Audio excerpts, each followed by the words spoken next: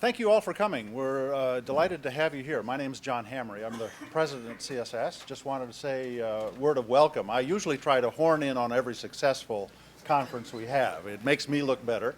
And I'm really delighted that we can have you here today. And of course, this is a continuation of a series that I think this is the fifth or sixth time that we've had the opportunity to hear from the World Energy Outlook. I mean, it's become kind of a feature in Washington. It's and very important, because Washington is a place that it'll debate anything, but it doesn't need many facts, and so it's always helpful when we can put facts into the middle of a debate.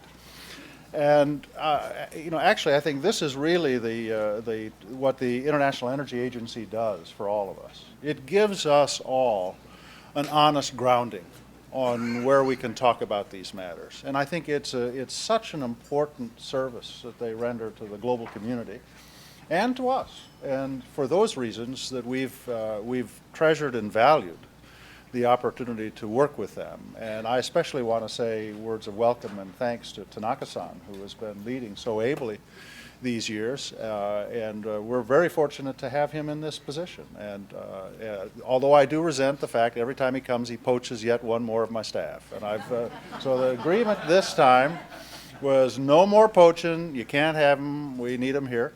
But but we are delighted to welcome him here. We welcome all of you to this. This is a very important discussion. We're the front end of probably another debate in the United States on energy policy. It hasn't been working out that well because we keep getting distracted. And so I think we're hoping that we can make this, again, the starting point for the kind of serious, reasoned discussion that we need to have. And this report is an enormously important contribution. I think that there's a very important new work in this section on subsidies, which is an important contribution. When you think about the distortion that is coming into energy markets globally, thankfully we've got, again, a good, solid, dispassionate basis where we can talk about it. And I welcome that, and I'm grateful for that. Guy Caruso is going to do the real work. As I said, I've gotten all the credit I'm going to get out of this, and if I stand here one more minute, I'm going to run out of my knowledge and show how unprepared I am to lead this discussion. So I'm going to turn it to Guy Caruso. Guy is a senior fellow with us here at CSIS. We're very fortunate. He was, of course, assistant secretary at the Energy Department, where he was kind of the counterpart and was providing this. So it's fitting that you would do this, Guy. Thank you very much. Thank you all for coming. We're delighted you're here.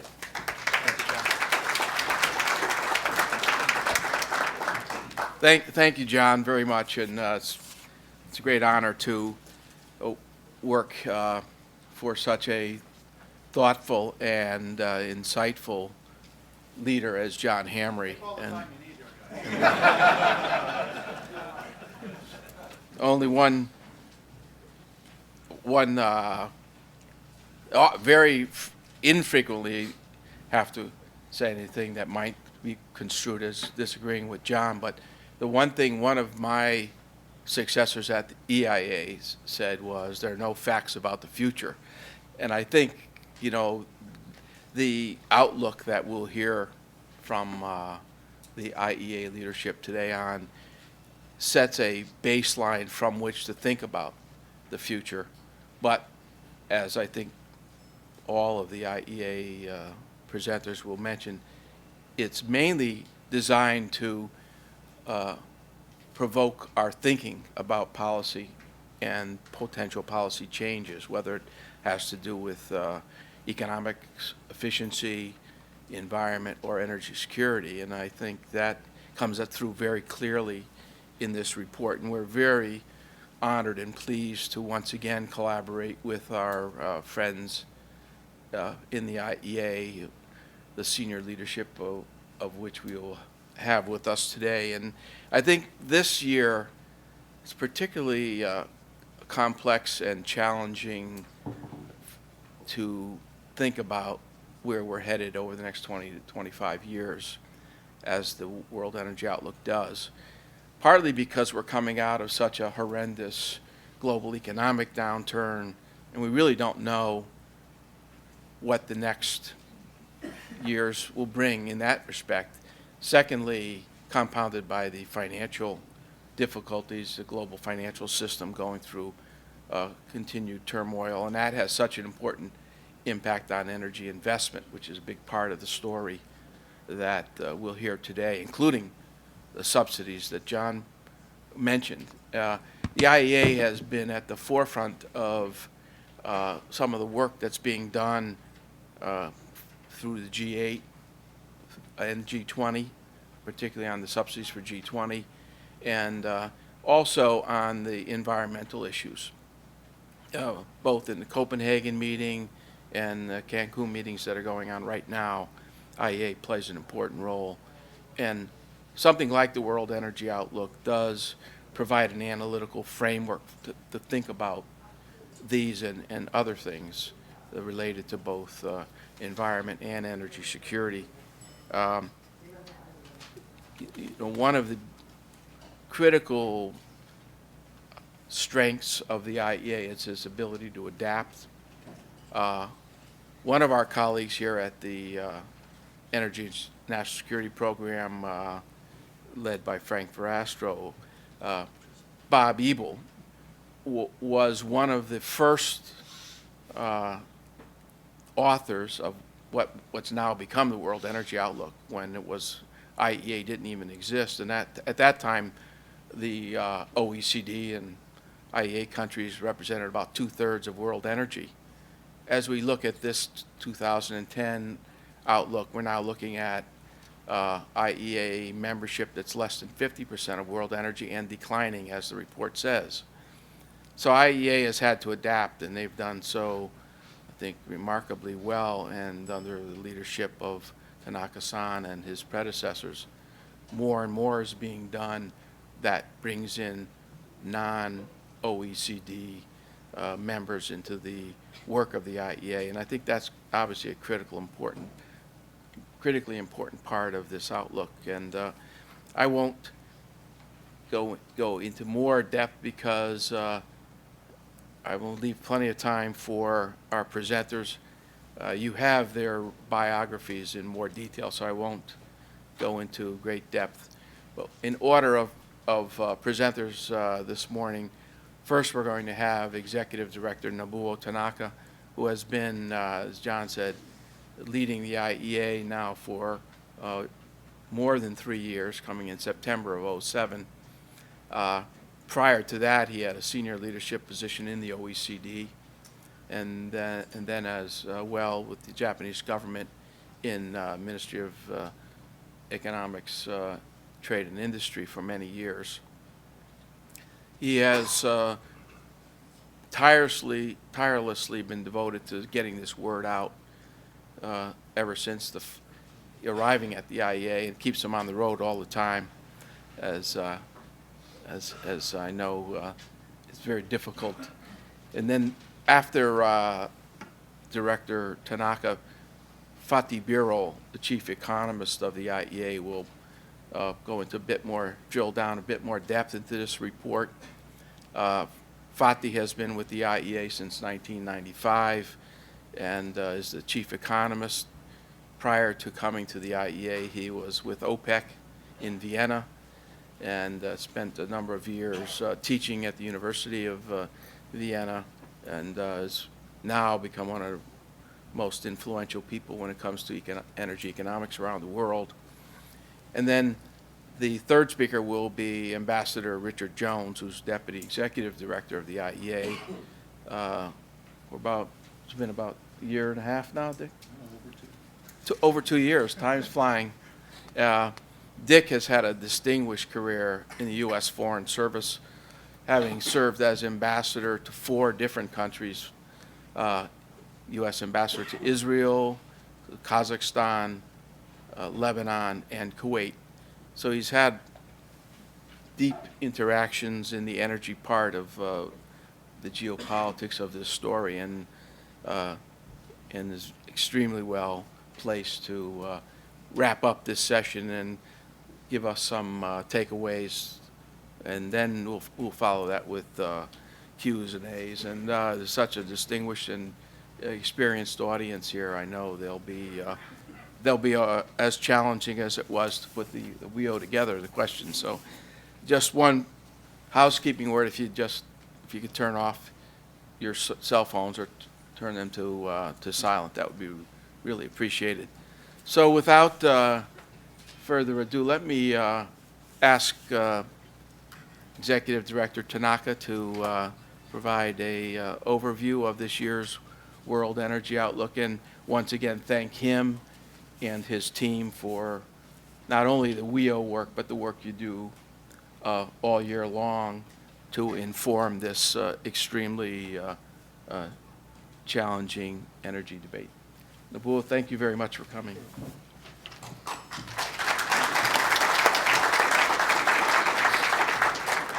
Thank you very much, Guy.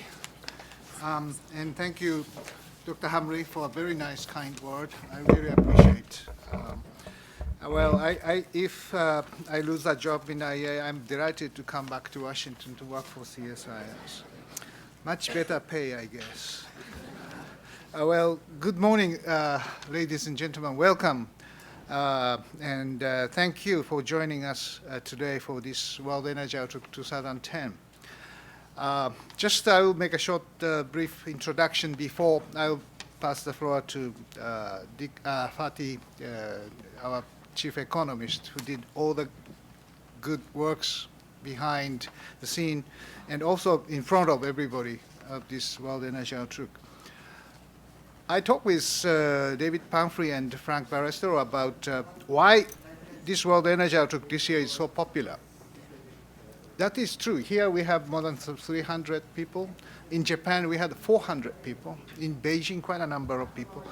Everywhere, this World Energy Outlook 2010 is really popular. And we concluded that maybe the uncertainty around the world on the energy sphere is so big that everybody wants to know what will happen in the future. Probably that is very, let's say, convincing argument why this World Energy Outlook is such a very, let's say, attract lots of attention and interest from people. Yes, we know the global recession is now coming, let's say, be recovered. Recovery stage is happening. The government is putting the economic stimuluses, but also the sustainability challenge is still there.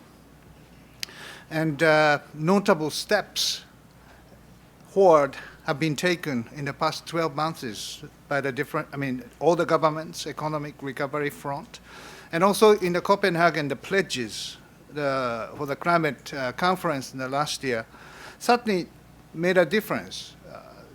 The expectation was too high in the Copenhagen, so some disappointment happens, but we calculated that the pledges, if it is installed quickly, it covers about 70% of the necessary CO2 reduction toward 2020. So it's a good, let's say, start. But further implementation of the policies of development, deployment of this secure low-carbon technologies is the issue. How can we really achieve this? Because still it's not binding. G20 commitments, for example, to reform wasteful and insufficient fossil fuel subsidies, which Mr. Hamre as well as Guy touched upon. And in this issue, in the G20 group, the United States is leading in this exercise. I had a very good chat. Just I show you, folks. I had a good chat with your president in Yokohama, in the APEC meeting, about subsidy. He really appreciates our work and our contribution to the process. I really thank him for using us in that sense. And these policies definitely could make a difference, but still it's not binding. And with what level of ambition and commitment will they be pursued? And how far can they take us toward a sustainable energy future? Our latest World Energy Outlook wrestles with these questions. And we have departed from the practice of building projections only on the measures that governments have already taken. We call it reference scenario, the current policy scenario in this World Energy Outlook.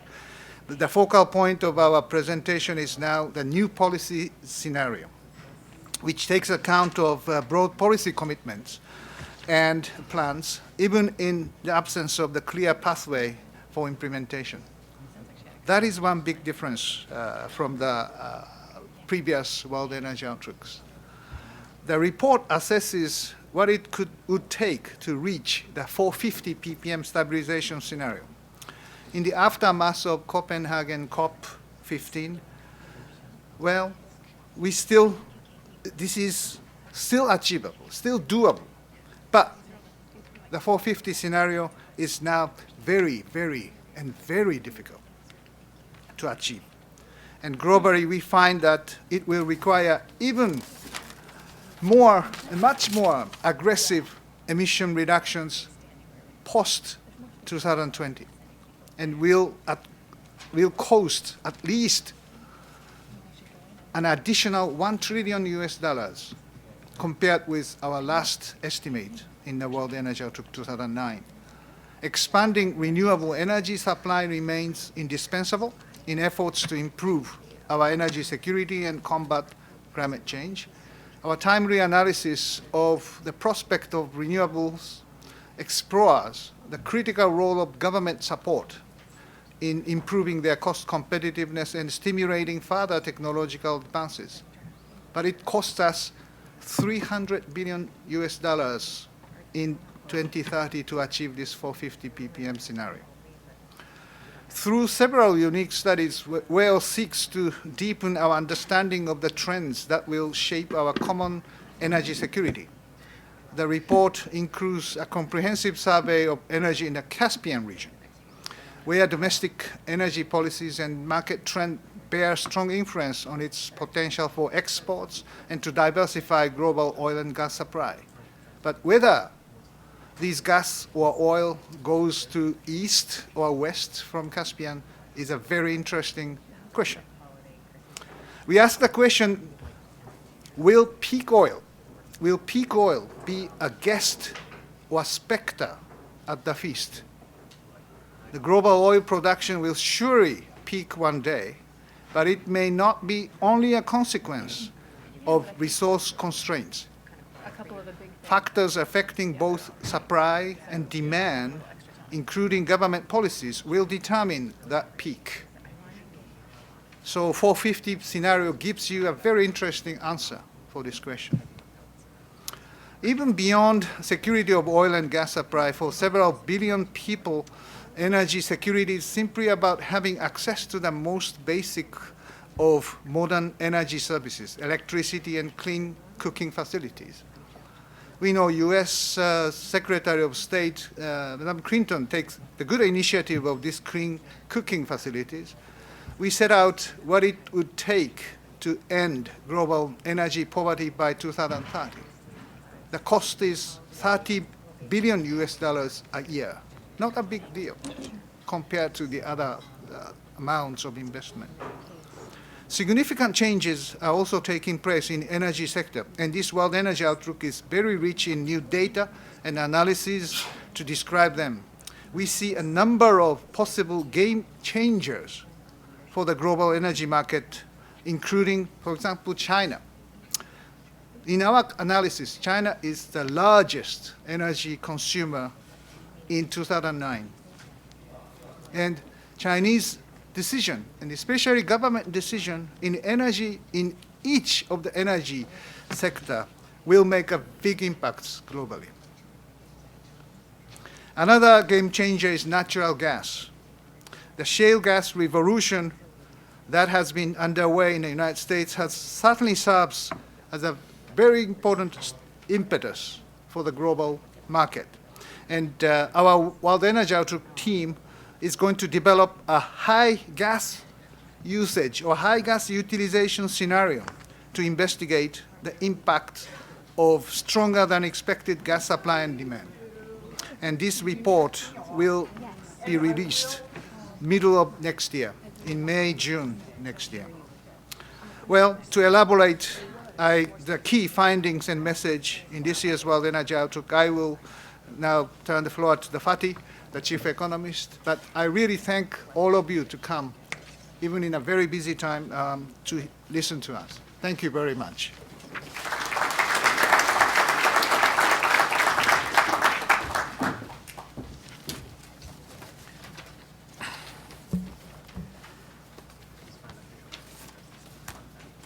So, good morning, ladies and gentlemen. Thank you very much, Mr. Tanaka and Guy, for the introduction. Just a couple of words before. This book is, it has been peer-reviewed, about 200 people, experts in the world, depending on their expertise, which is extremely useful for us. And I should mention that Guy Caruso, Frank Verastro over there, Echo, Adam Szymanski, a couple of the colleagues who are here with us, helped us a lot to put the ideas together and give us very good comments. Also, I see colleagues from the EIA here. Just to mention to you that the EIA's International Energy Outlook and the Annual Energy Outlook for U.S. is very helpful for us, very inspirational to understand the U.S. and the international energy markets. And one final thanks to Frank Verastro here. It is very difficult to find young, very good energy experts to work in Paris. So they don't want to come to Paris.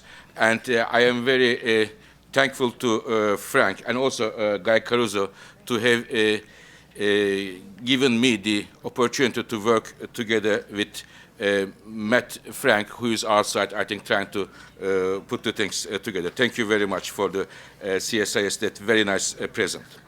Okay. Frank is just entering the room now. You can all look at him. So, who just got married last week, if I'm not wrong. So, okay. Let me go to a bit of uncertainties.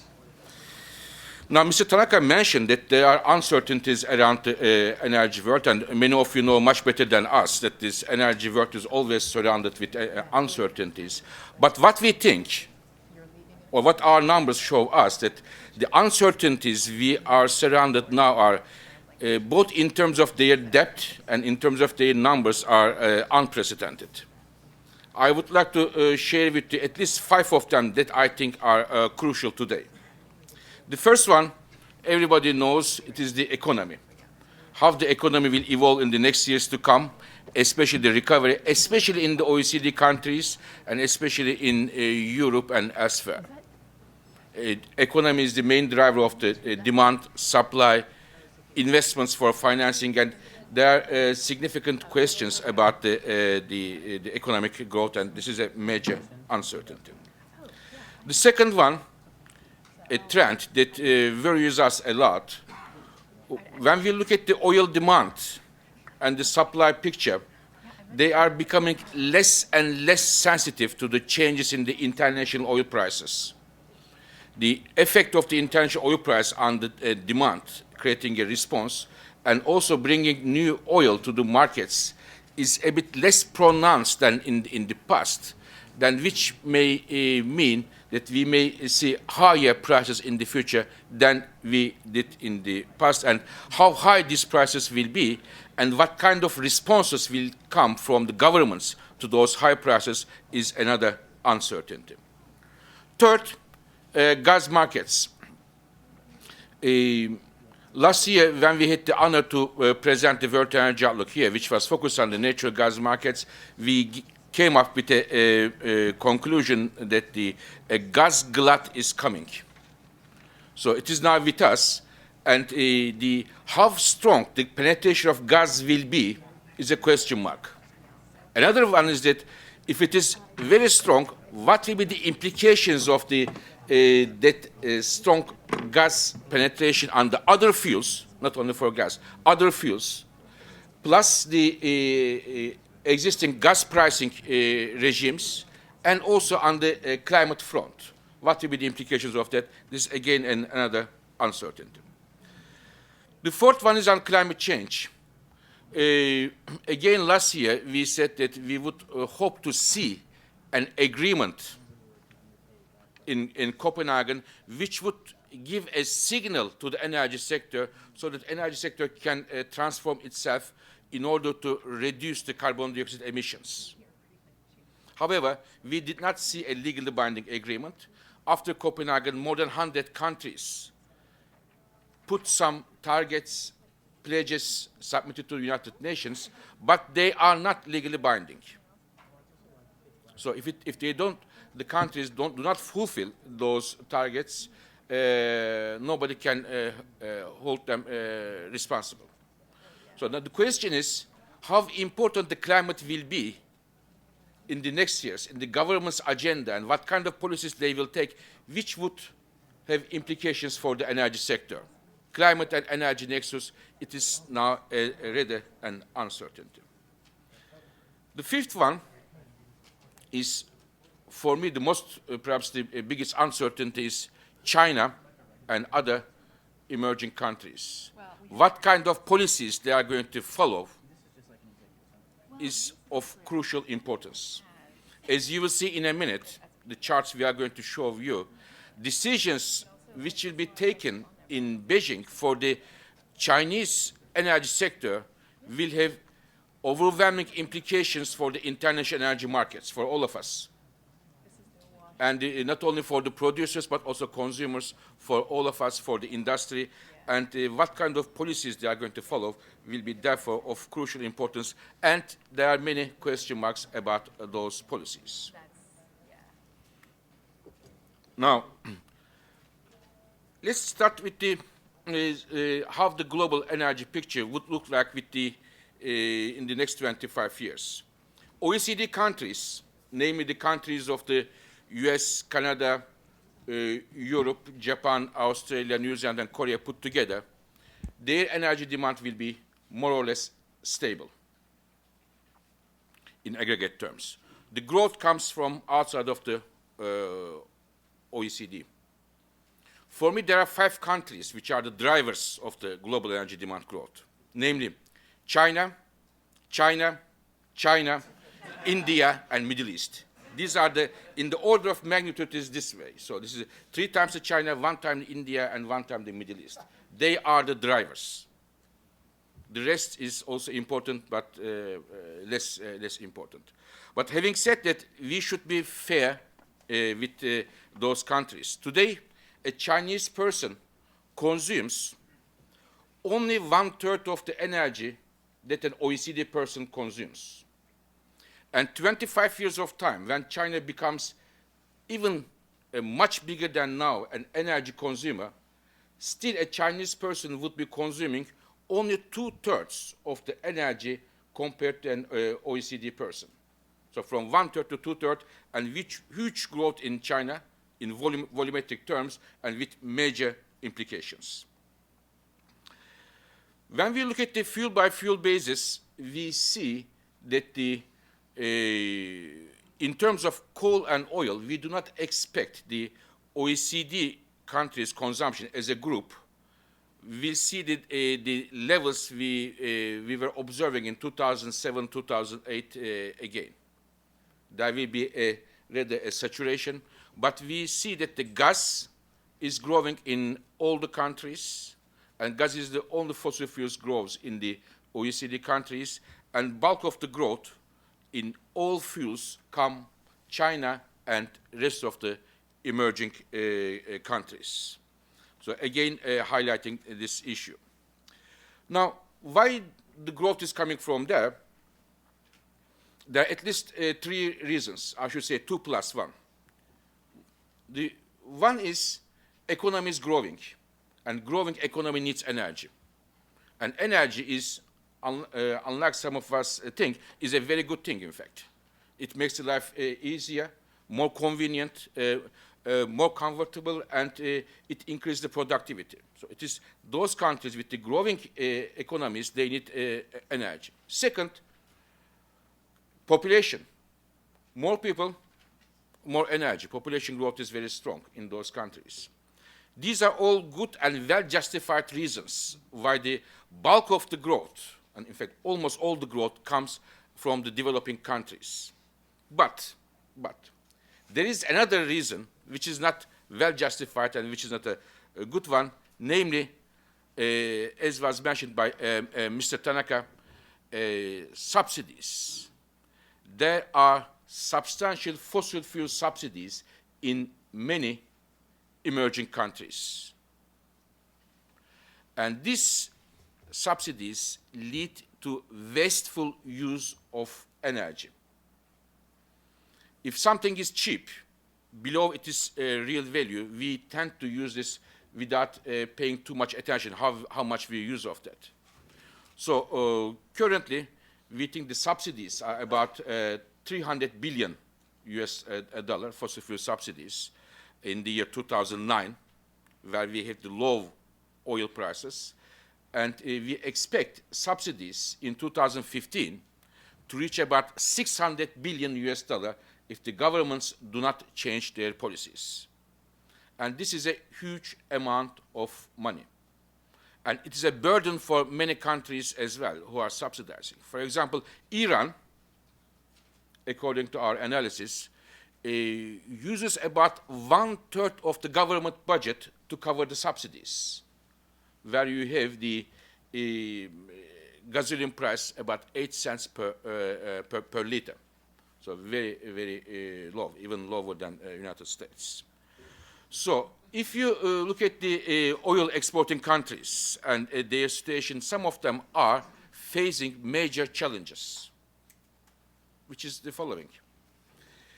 Since the domestic demand goes very strong, the availability of export is shrinking and pushing countries to make investments in order to keep the same export levels. In fact, in many countries, if they were to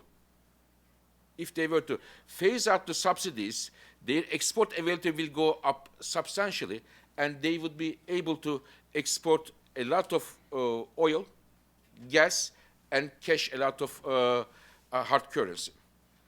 So this is one of the issues, and as Mr. Tanaka mentioned, we made, together with other international organizations, a report to G20 summit in Seoul, and we were happy to see that the communique of the G20 refer to the addressing the fossil fuel subsidies issue. Now, moving to oil markets slowly. One structural change in the oil markets we see that almost all the growth in global oil demand is coming from the transportation sector. Cars, trucks, and jets. And this is rather an important trend, we think, to identify, because in the transportation sector, even though the prices go up, we do not have readily available alternatives to oil for the time being. It's a bit of a captive demand. Unlike, for example, electricity generation, we use a lot of oil in electricity generation in the past, but when the prices went up, we were able to move from oil to nuclear power or coal or renewables or gas. We were using a lot of oil in heating. I don't know US, but in my home country, in Turkey, we were using a lot of fuel oil. And when the prices went up, we switched to natural gas, electricity, and the other things. But in case of transportation, our maneuver room is rather limited. So, and on top of that, bulk of this growth in transportation comes from developing countries in which prices are, as I said, heavily subsidized. So there is not a direct effect on the consumers to change their behavior. And here again, China is the driver of the transportation sector. And this is again very well justified. According to our statistics, today in the United States, more than 700 people out of 1,000 people own a car. In Europe, about 500 people out of 1,000 own a car. And in China, it is 30% out of 1,000 person own a car. And in 2035, when China becomes a oil consuming giant. And many people think that our oil demand numbers for China is rather modest. But again, if China becomes a big oil giant, still Chinese car ownership level will be about 240 person out of 1,000 person. It means more or less 1/3 of United States of today, when China becomes this giant. So it may well be the case, it is very likely that the Chinese car ownership can even increase stronger than what we have in our calculations, which may well mean that the demand will be even higher. So the oil demand will be strong, mainly driven by transportation sector and the developing countries led by China. What about the production side? We think that in many non-OPEC fields, we see a strong decline in North Sea, in United States and elsewhere, but we expect that the crude oil production will be about 68, 69 million barrels per day, a plateau, and most of the oil will need to come from the members of OPEC. However, there is one issue here. According to our projections, we have to about 30 million barrels per day in the year 2035, between now and 2035, about 30 million barrels per day develop the fields which are already discovered, and about 16 million barrels per day we have to discover the fields. So it's a huge task. And to discover the fields, you have to make exploration activity, especially in the countries where the resources are, namely in the Middle East, and you can only discover something, you can only find something if you look for. So if you don't look for, you cannot find it, and sometimes even if you look for, you cannot find it, but to find it is, you have to look for it, which means a lot of exploration activity needs to take place in those countries. We expect the NGL, natural gas liquids, a type of a byproduct when producing gas, it is going to increase in the future from Middle East countries, but also from Russia, United States, and elsewhere. And also oil sands will play a growingly important role, especially oil sands from Canada. When we look at the country-by-country basis, these are the countries for the growth of the oil production will come from. Most of them are, again, OPEC countries, and OPEC's market share will increase substantially. We think about over 50%, a level that we have only seen once before the first oil price shock. And Saudi Arabia and Iraq are very important in terms of leading the growth. Iraq is, according to our analysis, is crucial. If we are not able to get the production growth in Iraq from 2.5 today, we expect to come around 7 million barrels per day in the next 25 years of time. If we don't see that production growth coming, we may well have difficulties balance the markets in a way that we would like to see. So perhaps if I can look at all the countries, most crucial one is that we have to have a success story in Iraq, and we all know that there are some challenges to get that production growth happening. And just for the sake of the records, our expectation of growth from Iraq is much, much modest than the government's official expectations, both in terms of the timing and in terms of the levels. Brazil and Kazakhstan, especially Brazil, the offshore, we expect a strong growth from Brazil. Kazakhstan, I will come in a minute in detail. But again, Canadian oil sands will be also very important to balance the markets and helping and addressing the energy security situation.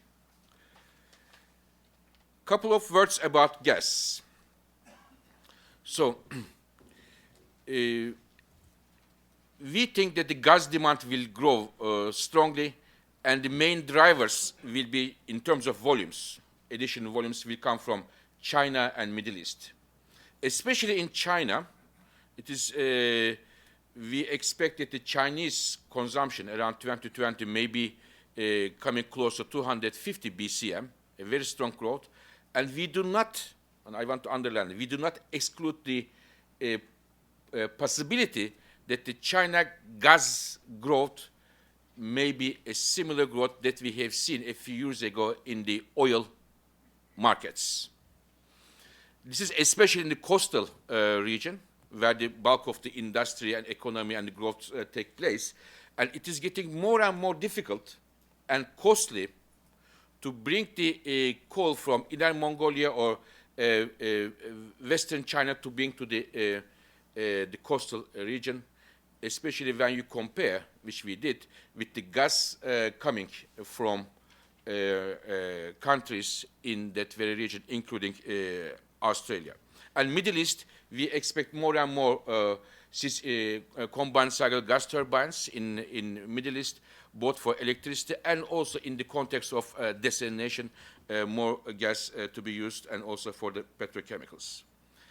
Unconventional gas, we expect about 1/3 of the growth in the total gas production to come from unconventional gas. In addition to US and Canada, China, Australia are key candidates, and not only in shale gas, but also in terms of coal bed methane.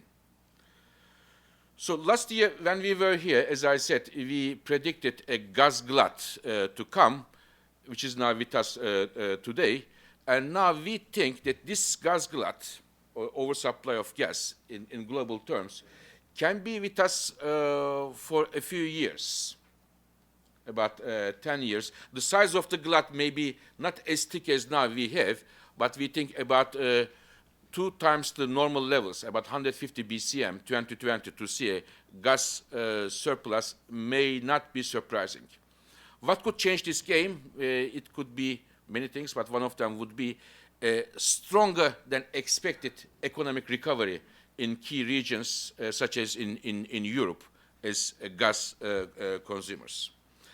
But this oversupply of gas, lots of and rather cheap gas, has major implications. Some of them are good, some of them are perhaps unintendedly negative for some others, but everybody will be affected from the strong penetration of gas. The first one is we already saw. Namely, especially in Europe, many of the long-term gas contracts are indexed to oil prices. And with the increasing oil prices, the gas prices in long-term contracts are increasing. And on the other hand, you have a lot of cheap gas as LNG looking for buyers in the markets. And there is a growing divorce, or at least a separation between these two gas prices. And what we have seen last year in Europe, and we were already predicting this, and we mentioned this before, that even in the existing long-term contracts, at least 3 countries in Europe were able to get some improvements in the existing long-term contracts, which is a big thing with a major gas exporter to Europe. Second, perhaps it is more importantly, we are seeing the signs of new long-term gas contracts to be made on a more creative way, reflecting the markets rather than only indexing to oil. And one shouldn't be surprised, and this could be our prediction for 2011, perhaps because 2010 we said there will be a gas glut, and 2011 our prediction could be we may see a new regime for the long-term gas contracts where we see more and more elements of a market included. Implications of strong gas use is, of course, good for gas, but gas, there is in the energy mix, you have 100%, and if the share of something goes up, the share of others will need to go down, so there is no other way around. So what we see is in many countries, especially renewables, are in difficulty because of the cheap gas prices. For the next power plant to be built, there is a very typical competition between a CCGT and between a wind turbine. And cheap and available gas, lots of gas in many countries. As Mr. Tanaka mentioned, we are visiting many countries and talk with the governments and industry. There is a strong competition, and I will come in the renewables more on that. The same happens to in some countries for coal. We see a replacement of coal by gas. And of course, in the United States, most of the colleagues know much better than me here, there will be a series of retirements of the coal-fired power plants soon, according to our estimations, about 190 gigawatts in the next 25 years. And gas may be a very good candidate to be a replacement for that. But also, some new technologies, such as the carbon capture and storage for coal, there may be, in fact, to be more to the point, there is a loss of appetite for CCS for coal as the gas becomes cheaper and available. If the trend continues, we may see more and more challenges CCS for coal to be a part of the game and to come to the market sooner rather than later. Now, talking about coal, despite everything, remains the backbone of electricity generation. In OECD countries, it's going down. In non-OECD countries, especially in India, we expect a growth, but the main growth comes from China. It's about 600 gigawatts, which is equal to the current coal capacity of US, all European countries plus Japan put together. So this is tremendous. And this is, again, this is our numbers may be on the moderate side here. And you may, I don't know if there are colleagues who follow the coal markets here. If you look at the coal prices recently, we see an increase in the coal prices. And there are a few reasons, but most important one being China importing coal. And China today imports only 2.8% of its coal use, only 2.8%. So it's a very small portion, but big for the international markets. And we expect China remain to be a coal importer at least for the next few years to come. One other implication for this, the growth of coal plants in China is only the CO2 emissions coming from Chinese coal plants. I'm not saying from China, total. Only the Chinese coal power plant CO2 emissions are about 30% of the total world CO2 emissions of everything. So this is just to put in a context how important the Chinese electricity sector is for the climate change debate, of course, as well as other countries. Renewable energies, we think renewables, both in terms of the electricity generation and biofuels, are entering the mainstream. They are becoming more and more important, mainly due to the government policies to address the climate change and energy security problems. Because renewables are, in theory, they are very good to address both of these challenges in front of us. But the problem is they need substantial support. Without that support, financial support, they will not be able to grow as much as the governments or the many of us would like to see. And we have also calculated renewable subsidies worldwide. It's about 57 billion US dollar today, and it will grow in the future. This is, of course, as I said, a key discussion in many countries now, renewable subsidies, especially given the context we are in. Two elements. One, many countries have difficulties in terms of their budget deficits. And there is a growing discussions between the finance ministers and energy and environmental ministers, what to do with those subsidies. Second, as I said a minute ago, the cheap gas, lower gas prices make the life also difficult for justify the renewable subsidies given the gas rather positive environmental performance. In many countries, including the United States, we see the renewable energy investments not in a good shape. Our analysis is that the renewable energy investments in the United States in 2010 will be about minus 50% lower than in the year 2009. And there are many factors there, but these two I mentioned to you are also there. In terms of the, when we look at the companies in Europe, many renewable companies, their share prices are not the brightest in the last quarter we saw. So renewable energies will go through difficult times, and especially when the economy is weak and the competitors are cheap. If the governments are serious about having a substantial share of renewable energies, they have to make up their mind how they go with those subsidy regimes. Now, another point on China. Up to now, I told you China's likely implications on the commodity markets, oil, gas, and coal, putting a pressure in a justified manner, putting a pressure in the markets.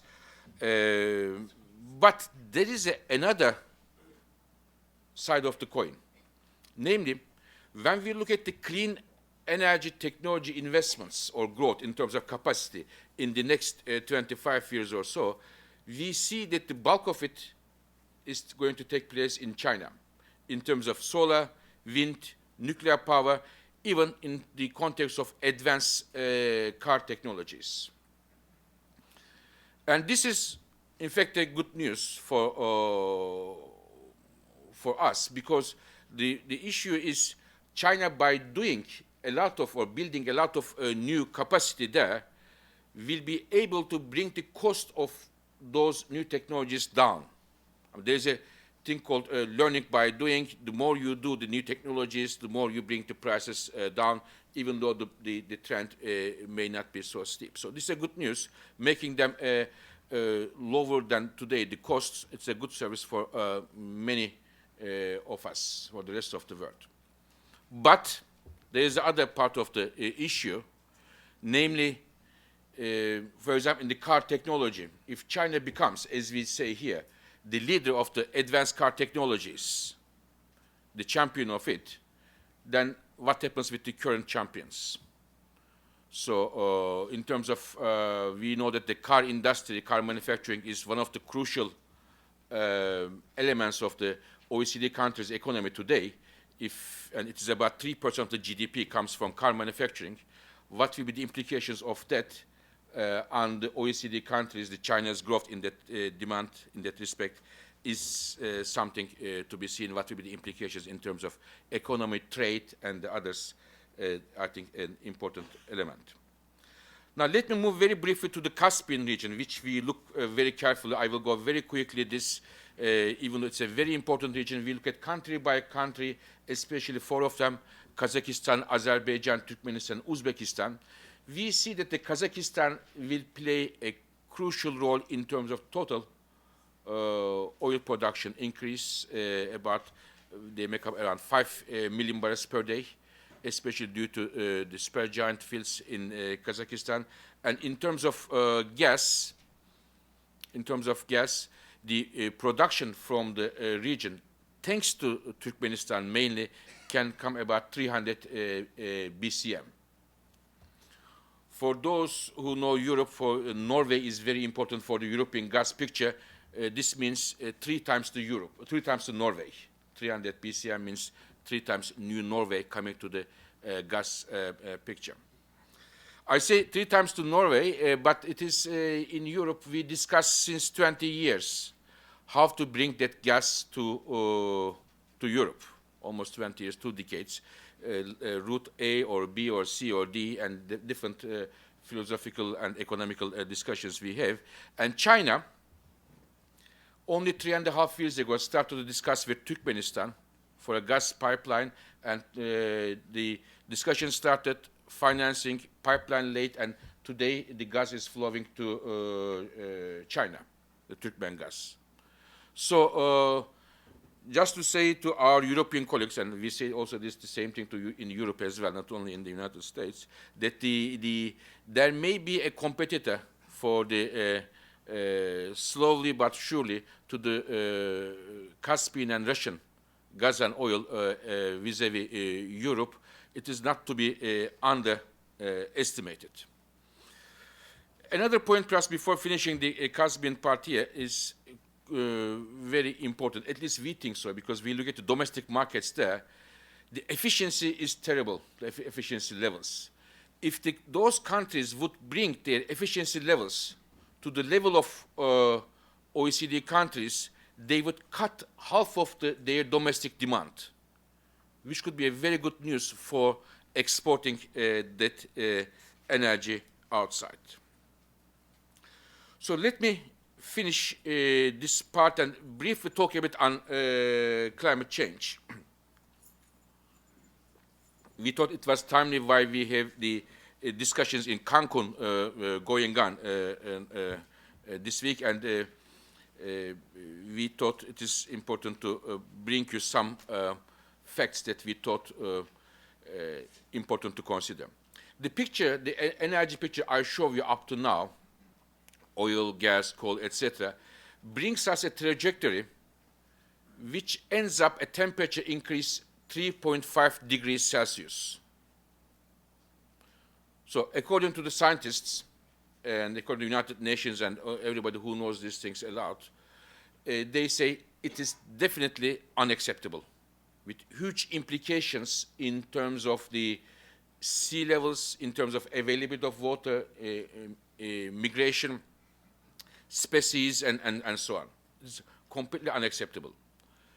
So we looked what needs to be done in order to come from 3.5 degrees, which is unacceptable by everybody, to a 2 degrees, which is considered to be the limit to hinder major catastrophic implications of climate change. What needs to be done? So we build a scenario which we call 450 scenario, as Mr. Tanaka said. 450 is the number of particulates, carbon particulates in the atmosphere, which makes sure that we remain in the 2 degrees trajectory. And it assumes a very strong implementation of the pledges, targets after Copenhagen. Now, I would like to share something with you here, which was a big surprise for me when we were preparing the World Energy Outlook. We look at these pledges made by the countries after the Copenhagen, more than 100 countries, OECD and non-OECD countries. And I am not an environmental economist at all and scientist at all. I look at those pledges one by one. I was very much surprised, because some of the pledges are extremely, extremely vague. For example, one country says, a very big country with lots of emissions, it says, I am going to reduce my emissions in 2020 X% compared to my business as usual case. But you don't know what is the business as usual case. There is no hint about it. And they can change the business as usual case every year, or what is the assumption. Some other countries say, I am going to reduce my emissions in 2020 between X% and Y%. And the difference between X and Y is so big that it doesn't have any sense to have any target there. So there is a need for transparency and accountability on those pledges. And it doesn't exist today. At least as a simple person looking at those numbers, I really don't see that they are as credible as they need to be. And we also saw that those pledges, even if they were to be implemented, and as I said, they are voluntary and nobody can hold them, held them responsible if they don't do it. Since they lack ambition, if we want to come to 450, we need to do after 2020 so major, so huge efforts that the cost of coming to a 450 or a 2 degrees trajectory increased after Copenhagen by $1 trillion according to our estimations. This is a huge money, but the problem is more than the money. Since the cost is increasing, to have an agreement will be more difficult. Because normally everybody wants to have an agreement. There is nobody who is against the agreement, but the problem is nobody wants to have the responsibility on his or her shoulders, or the minimum responsibility. If the cost goes up, the amount of responsibility to be shared will go up, and it will be less likely to have an agreement, and the longer we don't have an agreement, the more costly it will be to find this solution, and the saga continues. I will try to show you how challenging it became now to come to 450. For me, we are only a few inches away to say goodbye to 450 or 2 degrees, only a few inches away, and I will explain you why. This is the so-called carbon intensity or decarbonization of the energy. It is normally taking place in this pace about 1.4% per year. It is improving 1.4% per year. If the most stringent interpretation of the Copenhagen pledges were to be made, and they were to be fulfilled, as I told, they are voluntary, nobody knows if they are going to be fulfilled, the carbon intensity improvement becomes from 1.4% to 2.8%, double. And we have seen only once in our lifetimes that the carbon intensity improved 2.5%. It was right after the oil price shock. But it was only 1 year, and this has to be about 12 years. And the problem is not that. The problem is, after that even, the carbon intensity has to, improvement has to double again, about 5.4%. It means compared to now, we have to see a fourfold increase in our efforts. And on top of that, those efforts mostly need to take place where the climate change is not at the top of the agenda of the countries. So this is where we are. But if we were to still go for 450, there are two sectors which are key to implement the changes. One is the electricity generation. We need a much stronger penetration of the nuclear, renewable, and new technologies such as carbon capture and storage. And the second one is a major change in the transportation sector. Transportation sector sometimes escapes from our radar in the climate change debate, but it is not a very innocent one. Today, coal is about 42% of the CO2 emissions, and oil is about 38%.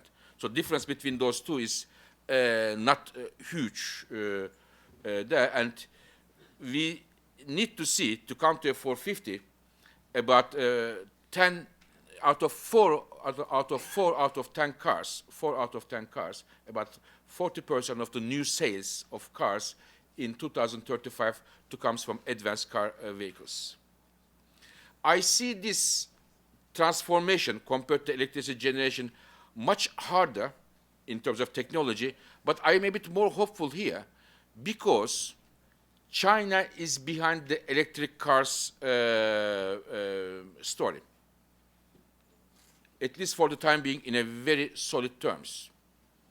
But the Chinese push for electric cars is not necessarily driven by climate change. It is mainly driven by the slowing down the oil import growth. But it doesn't matter. I mean, it is, as Chinese say, you don't look at the color of the cat if it catches the mouse. So it is, if it helps here address the oil security and climate change at the same time, it is a good thing. And we think if such policies are put in place, it can have very good implications for the oil markets as well. This is the oil demand in our likely scenario, which grows and, as I said, can lead to higher prices than we have now in the future. But in the case of 450, a transformation in the transportation sector, we may see that the oil demand is much weaker, which could comfort the markets. And we think it is the only way now that the consuming countries can have a say in the oil markets through transformation in the transportation sector. There is no other way in terms of the oil markets. This is the main way to address this issue. Before I give the floor to Ambassador Dick Jones to talk about the policy implications, I wanted to bring to attention one final issue which is not very topical in the energy circles, but it is very topical in our hearts in the IEA. As some of you may know, we look each year about the energy and energy poverty issue. And according to our analysis this year, 1.4 billion people, about 20% of the global population, they have no access to electricity. And this is not only an economic issue, this is a social issue and even a moral issue, we believe. And it is mainly in sub-Saharan Africa and in South Asia, India, Pakistan, and Bangladesh, these two regions. And what does it mean not to having electricity? It is not only not being able to watch television, but it is, you cannot keep the medication for your child in the refrigerator, for example. The day finishes for them much earlier than for us. And there's a big imbalance here. The amount of electricity used by 800 million people in sub-Saharan Africa, 800 million people in sub-Saharan Africa, is equal to the electricity used in New York, where you have in New York State, where you have 18 million people. So just showing you the imbalances here. And I think it is very important, as we have done, Mr. Tanaka, together with Mr. Ban Ki-moon, presented this work in at the sidelines of the UN annual meeting in September, and we are going to follow up this work. Now, I would like to now suggest that Ambassador Jones discuss the implications of these numbers.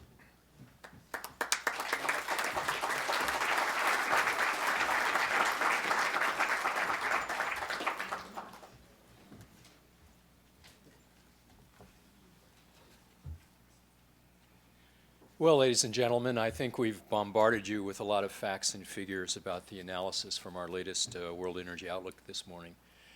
But what does it really mean? I think if we could leave you with one message this morning, I'll see if I can work this, it would be that today's energy policies, including those pledged in connection with the Copenhagen Accord, but not yet adopted, are not nearly sufficient to place the world on a path towards sustainability, whether from a security, economic, or an environmental perspective. And you see here on the screen. But of course, the IEA always has more than just one message, so let's see what else we've got here. We believe the age of cheap energy, and particularly cheap oil, is over. As Fatih mentioned, we're seeing increasingly insensitive responses to price. It's because everybody knows that the prices are going up. Of course, we do recommend that with policy action, we can lower the international price, but then we believe that that would allow room for a carbon price of some form, which would keep domestic prices up. Stronger penetration of natural gas can have profound implications for energy markets and the environment. Fatih mentioned some of the work that I think we'll be doing in coming months to see what happens if we look at gas as a potential substitute. But the question is, a substitute for what? It could be a substitute for coal, which would be very good, but it could also be a substitute for renewables, which may makes some sense in the short run if renewable technology isn't available. But in the long run, gas, although it's has half the emissions of coal, still has a lot more emissions than renewables. And of course, to get the renewables to enter the mainstream, we need long-term support to boost their competitiveness.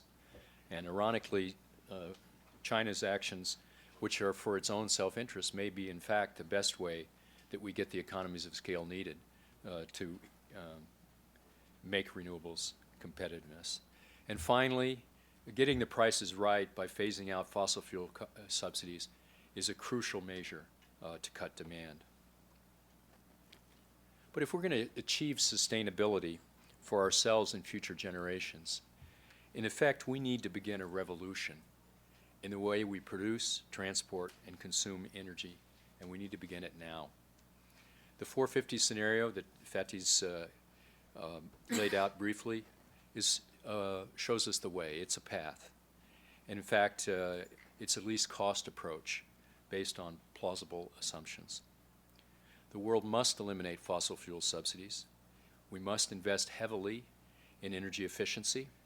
And I want to compliment those people who've kept the temperature down in this room. We're not wasting any money on heating today.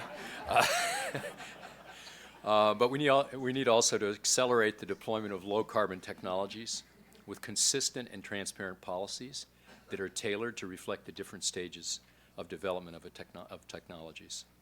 Two key low-carbon technology goals are the complete decarbonization of electric power generation by the middle of this century, and an equally rapid adoption of advanced vehicle technologies, including electric, but also biofuels.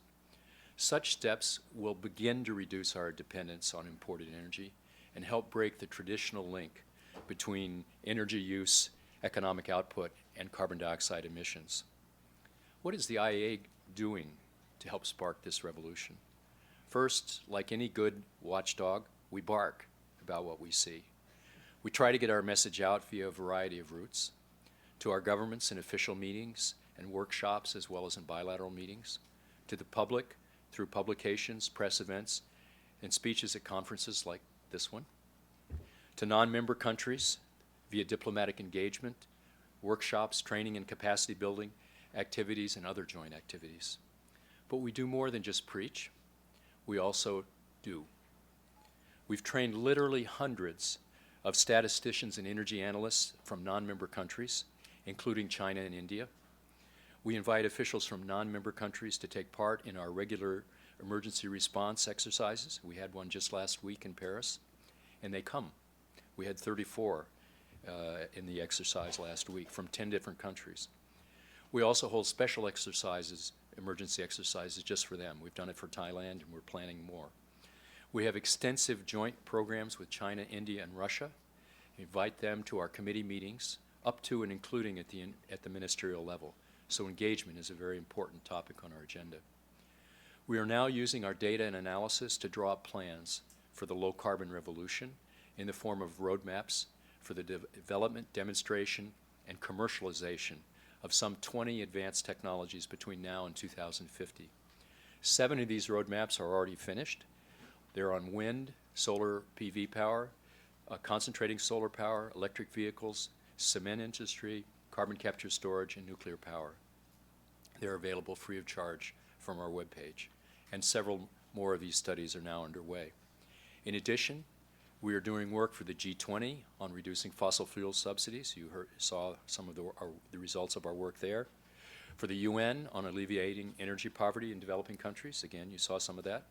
For the Clean Energy Ministerial on research, development, and deployment investment needs, on electrical grids, sustainable hydropower, electric vehicles, and to establish clean energy solution centers in several major economies.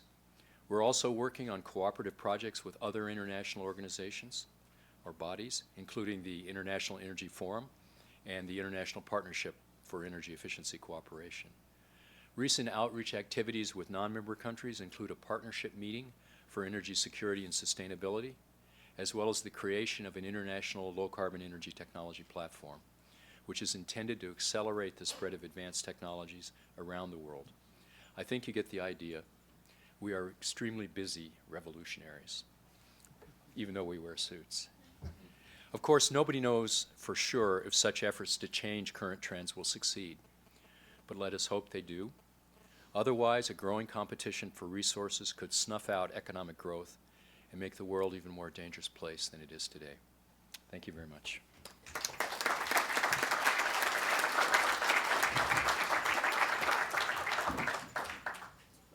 Thank you, Che, Dick Jones. We're running a bit short on time, so let me take prerogative of the moderator to give the first question to Frank Verastro, who's my boss.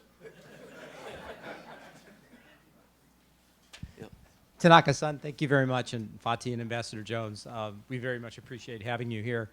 One of the things that we did talk about, and I'm a little concerned, the presentation you focused on the policy case, the new policy case. The history of the IEA has been the reference case, and when we compare it to things like the IEO that EIA puts out, I'm concerned that some people will look at this, and I know you believe that the reference case, I don't want to say it's irrelevant, but lacks relevance in certain ways.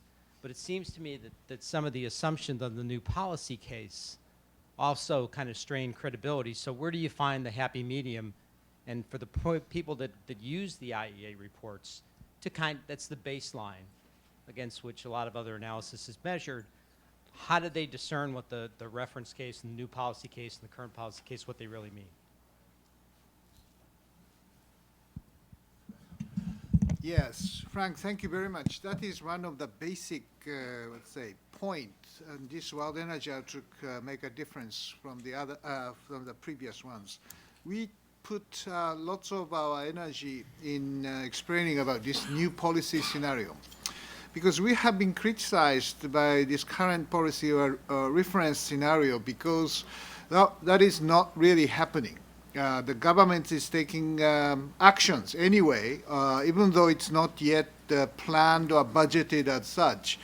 But energy efficiency sectors, renewable energy or low carbon technologies, government will take some action. And definitely the oil demand will not go up to 15 million barrels per day. It's impossible. So we try to make it as realistic as possible. But as you say, we assumed the parameters of new policy scenario some time ago, and actual development in the different countries, including the United States, certainly makes our new policy scenarios a little less updated. So we will continue to update these elements or parameters of new policy scenario to make more realistic.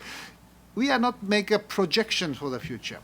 This is the scenario analysis. What if this scenario comes to reality, the cost for that, investment, technologies, or government policy necessary to achieve this scenario?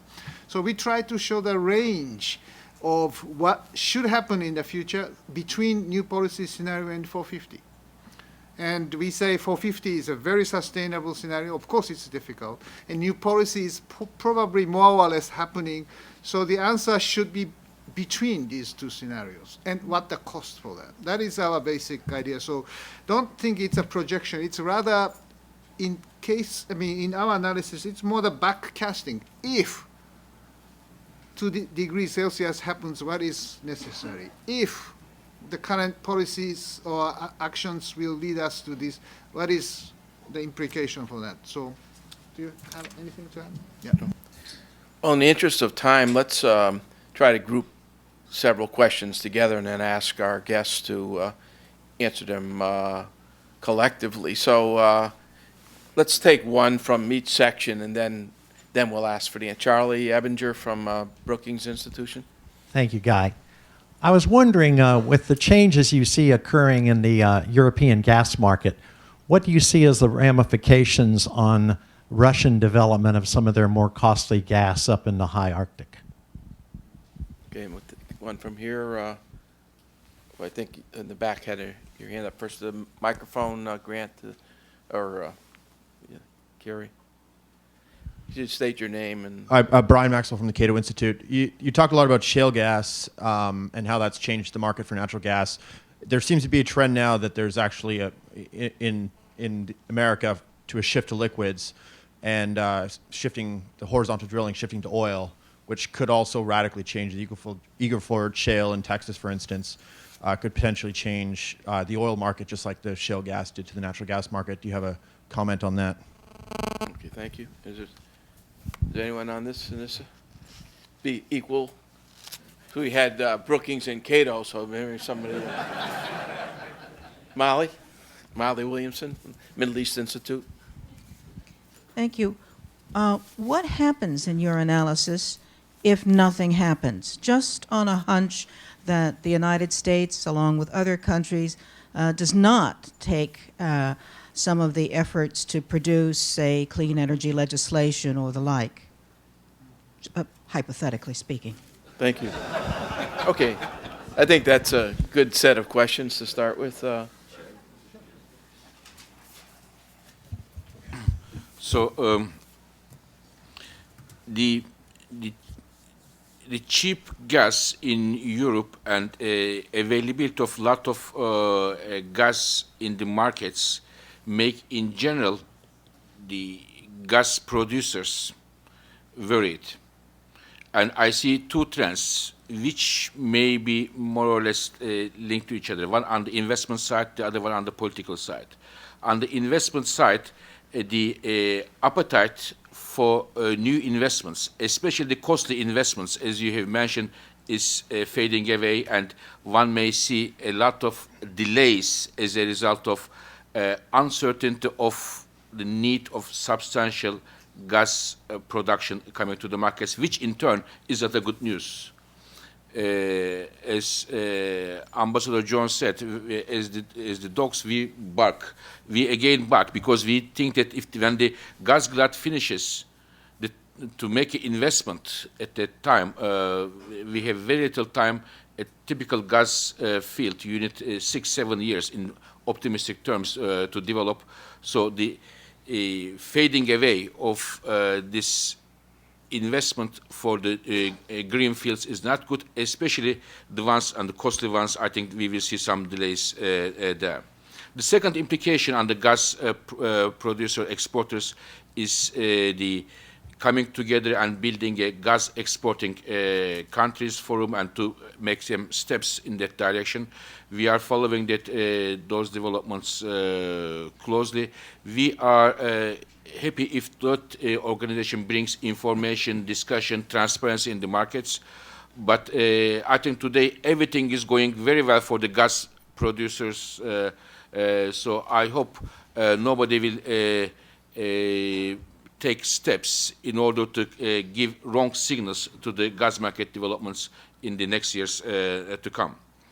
I think in the gas markets, the main issue, the oversupply, is not only because of shale gas, but at the same time, lots of LNG is coming.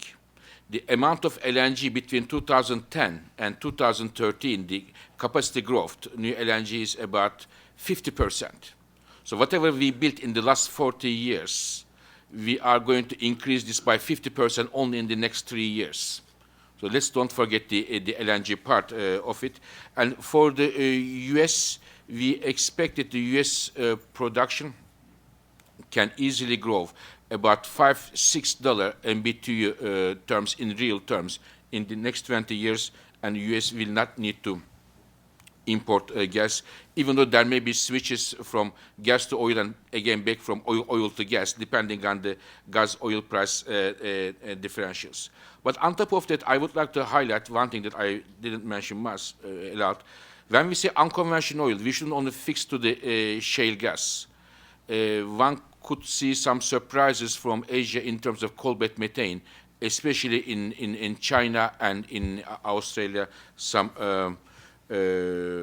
growth one may see in those countries on top of the shale gas. What happens if nothing happens? Then this is exactly the question coming from Frank. This is our reference scenario, we call it, or we call current policy scenarios, and our EIA colleagues say their reference case, no policy change.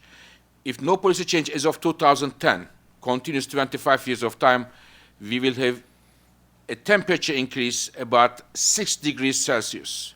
We are heading to that. And there is no doubt about it. This is definitely a catastrophic way.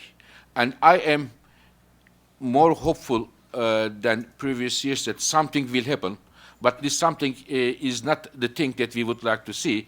It is the reason, just to address what Mr. Tanaka said, we have up to now a policy scenario which we call what happens if nothing happens. We all know that something will happen. It cannot go this, and we see the governments are putting some new efforts there. On the other hand, we had a scenario which we called 450, we presented today. It doesn't seem, as we stand now, are the most likely case. So governments and the industry ask us, can you make another baseline between the what happens if nothing happens and the what happens if you go to 450? These are both seems to be not the most likely cases. So we developed another scenario, as Mr. Tanaka said, we call the new policy scenario, which takes into account the likely new policies coming from the governments, not as aggressive as the 450, but also not just the time stops like in the reference scenario. But finishing that question, if nothing happens, this is really the worst thing that we can see, climate change and lots of troubles in the oil markets as well. There. And just to add briefly to what Fatih's just said, I mean, one of the virtues of the new policy scenario is to keep governments from becoming complacent. Because it's not only just what happens if nothing happens, but what happens if we actually do achieve what people have pledged, and it's not enough. So that's what we have to keep in mind. We not only have to do more than nothing, we have to do more than what they've pledged already. Yeah, good point. I think there was one question here that, and then you'll be next. Yes, thank you. My name is Kevin Nakuba. I have basically 3 questions to Dr. Birol.